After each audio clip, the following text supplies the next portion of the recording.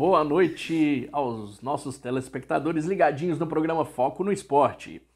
Conforme prometido, eu, Amaral Filho, trago agora as notícias dos clubes cariocas. Num oferecimento de Vodkas Kryskov. Novas experiências merecem Kryskov. Em uma sequência de derrotas, o Flamengo entrou em campo ontem para mais um clássico Fla-Flu no Maracanã. No primeiro tempo, Everton abriu o placar para o Flamengo. No segundo tempo, Germancano deixa tudo igual no placar. E quase no fim do segundo tempo, Gabriel Pirani marca o gol da virada. Fluminense 2, Flamengo 1. Fluminense campeão da Taça Guanabara 2023. A tábua de classificação ficou assim. Em primeiro, o Fluminense com 25 pontos. Em segundo, o Flamengo com 23 pontos.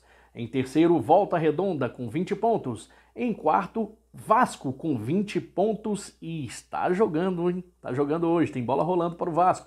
E em quinto, Botafogo com 19 pontos. Hoje, às 15h30, ainda teve bola rolando para Nova Iguaçu e Madureira. Devolvo a bola para vocês da bancada com a seguinte pergunta.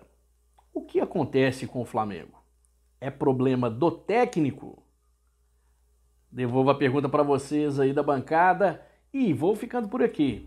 Num oferecimento de Vodkas Kryskov, novas experiências merecem Kryskov. Se for dirigir, não beba. Siga nossas redes sociais, @KryskofOficial. Eu, Amaral Filho, fico por aqui. Um forte abraço a todos vocês ligadinhos no programa Foco no Esporte. Pronto, o Amaral Filho trouxe aí as notícias do futebol carioca, gente. E mandou uma pergunta. Vocês acham que o problema do Flamengo é o técnico? Repita a pergunta que você começou. Galera, Amaral Filho trouxe a informação e aí a gente vai fazer a pergunta, né, para os nossos comentaristas aqui, porque o destaque dessa semana com certeza é o Flamengo, né? De maneira negativa. E você que está acompanhando de casa, concorda com o Amaral Filho? Ou a pergunta, na verdade, né? O problema do Flamengo está na comissão técnica, meu querido Paulo Schitter? Eu sou um pouco, assim, avesso a ficar... Essas críticas ao treinador, à comissão técnica, assim, de qualquer maneira, principalmente por conta do tempo. Mas no caso do Vitor Pereira no Flamengo, eu acho que sim. Eu acho que ele tem culpa e ontem no jogo ele demonstrou isso. Ele fez algumas alterações ontem que não se justificam, algumas trocas que não fazem muito sentido. E essa é a grande crítica que se faz ao trabalho do Vitor Pereira. A maioria das vezes a gente vê os jogadores do Flamengo jogando em posições desconfortáveis, fazendo funções que não são as que eles mais preferem, as quais eles se destacaram anteriormente, né? Então, a diferença entre o trabalho do Dorival e do Vitor Pereira é exatamente essa. Na época do Dorival, ele fez muito pouca mudança, ele meio que deixou os caras confortáveis da maneira que podia. Obviamente que ele implementou as ideias dele, mas nada tão revolucionário. Eu acho que o Vitor Pereira chegou tentando implementar muita coisa nova e isso pegou o time, né, o elenco, que não estava tão preparado, principalmente na questão física, porque teve um período de férias longo e depois já emendou com várias competições, uma atrás da outra, muito assim, de supetão. As perdas de jogadores também que aconteceram atrapalharam. O João Gomes certamente está fazendo falta. Era um jogador que estava ajudando muito no esquema quando jogava no time com o Dorival e acabou sendo vendido. Mas eu acho que não justifica. Não justifica as atuações ruins que o Flamengo teve. Eu falo, por exemplo, com relação a ontem, que o primeiro tempo que o Flamengo fez ontem, que todo mundo falou que foi maravilhoso, que foi o melhor primeiro tempo do Flamengo, para mim se resumiu a briga, no sentido de competir, de brigar por cada bola, mas na criatividade, na sobreposição ao adversário, eu não vi tanto assim. Apesar de ter marcado 2 gols, sendo um anulado, acho que justamente anulado por conta de uma falta cometida pelo Matheus França, que roubou a bola e rolou pro Gabigol, então tinha que anular o gol mesmo, mas além disso não fez muita coisa. Então quando acabou 1-0 o primeiro tempo, que eu tava acompanhando, eu pensei comigo, falei, rapaz, eu acho que no segundo tempo, se o Fluminense se ajeitar um pouquinho, o Fluminense vai... O nosso diretor ele tá incomodado aí. Saiu o gol. Saiu o gol? Gol da rodada? Vasco 1-0 no Bangu. Vasco 1-0. Vamos ver como é que tá a classificação aqui pra ver se mudou. Aproveitar atrás Mudou porque com essa vitória do Vasco, o Vasco tá ultrapassando o Flamengo. Então a classificação tá Fluminense, Vasco, Flamengo e Volta Redonda. Com isso, teremos na semifinal Fluminense e Volta Redonda, e Vasco e Flamengo. Só que essa mudança gera o quê? Essa mudança gera o Vasco com vantagem na semifinal. Né? Então, para você ver como o resultado de ontem, o Flamengo poderia ter sido campeão da Taça Guanabara, né? Acabou perdendo o jogo e agora tá caindo pra terceira colocação. Então o Fluminense tá ficando com o primeiro lugar, já é o primeiro lugar, né? Foi o campeão ontem, já levantaram taça, festejaram lá o Diniz. Realmente tem que festejar realmente o Diniz, porque tá fazendo um trabalho muito bom e no Campeonato Carioca também. Então, a minha visão é basicamente essa. É isso aí. Jefferson Matos, o Fluminense levantou o título ontem, né? É o chamado título Taça Guanabara, não é isso? É isso, Taça Guanabara. O esperado desse Fluminense aí, Jefferson Matos, para essa temporada. Claro que o Flamengo aqui já foi detonado, né? Primeiramente, boa noite, né? Boa noite.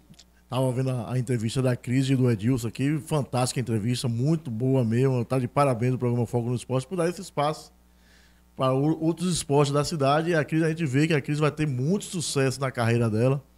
Você vê que ela é braba mesmo e ela tá focada no que quer, isso é muito importante. Agora precisa de apoio dos empresários de Feira de Santana, dar suporte, porque como Paulo Esquita falou, depois que estiver lá em Las Vegas ganhando tudo, não vem de bater, querer tirar foto, não, tem que ajudar agora, do início, né? Então fica o alerta aí pros empresários da cidade. Com relação ao Fla-Flu de ontem, Onildo, como você bem perguntou, boa noite também a vocês que nos acompanham aí, estão acompanhando ao vivo.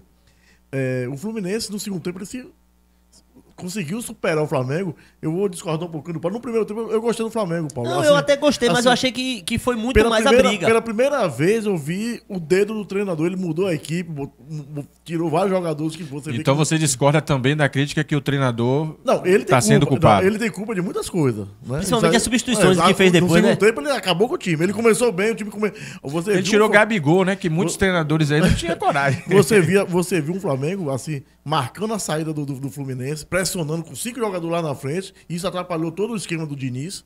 Só que aí no segundo tempo, ele, como o Paulo falou, ele fez as modificações lá, maluco, e o Fluminense tem uma grande equipe.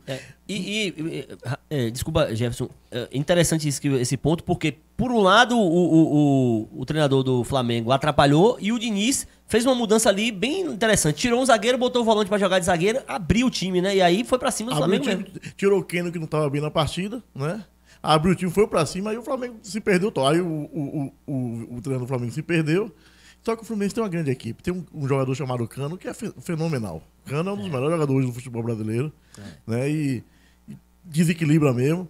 E foi campeão com mérito, na verdade. E é um dos favoritos a ser campeão carioca, sem sombra de dúvida. Eu acho que o Fluminense sai na frente aí para levar esse título tranquilamente. E vai render bastante esse ano o Fluminense. E Diniz pode conseguir pela primeira vez o grande título que ele tanto espera, né? Que é o que todo mundo cobra de Diniz. Joga bonito, sai jogando, mas não ganha nada. Então o Diniz agora tá com a equipe na mão, né? Tem uma boa equipe, então vamos ver o que é que vai dar esse ano aí pro Fluminense do Rio aí, que tem tudo para fazer um grande campeonato. O Fluminense se destaca aí nos últimos anos e esse ano parece que vem forte aí e tem demonstrado isso no Campeonato Carioca, né? Campeão da Taça Guanabara. Parabéns ao Fluminense do Rio de Janeiro. Agora eu gostei da coragem do treinador do Flamengo. Tirou um bocado de jogador que não tá rendendo mesmo. Mas essa coragem não tá botou gerando... a meninada pra jogar, a meninada entrou com vontade, só que ainda falta aquela experiência por menino, né? Venhamos e convenhamos, como dizem por aí. Você tem atletas como Arrascaeta, como Gabigol, como... né? Pra você tirar e de repente jogar a responsabilidade... A Arrascaeta ele não tirou no primeiro... Ele escalou e era pra ter deixado no banco. Porque a bola que a Arrascaeta tá jogando é de banco. Mas eu não sei qual a sua visão, mas eu particularmente acho que o Arrascaeta ele não tá bem, não por conta dele em si ou por um corpo mole, alguma coisa. Eu tô achando que ele tá desconfortável com a atividade, com a função que ele tem que desempenhar. Ele não eu acho que não é só função, não. Sabe aquele momento que tem momento que o jogador passa? Ele tá passando um momento ruim no futebol. É um craque, é um cara fenomenal, joga muito. Só que o momento não tá bom pra ele. Então precisa pegar confiança. Quem sabe saindo da equipe, voltando aos poucos, ele volta o grande Arrascaeta que a gente conheceu nos últimos anos. Só que no momento tem que dar passagem pros meninos que estão chegando. Né? Os meus estão chegando bem. Ontem o Cebolinha meu jogou bem pra caramba no primeiro tempo. A questão os meninos não renderem, o técnico vai ser vitrine de novo. Eu acho que em qualquer circunstância... Só que a situação do técnico hoje é bem complicado. É e tudo isso por conta do processo em que aconteceu antes, né, da chegada.